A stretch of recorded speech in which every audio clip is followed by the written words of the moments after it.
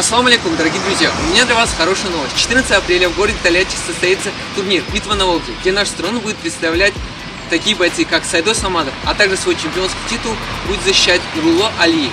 Для нас, болельщиков, выделили 300 бесплатных мест, чтобы мы поддержали наших спортсменов. Мы таджики, мы носители корон.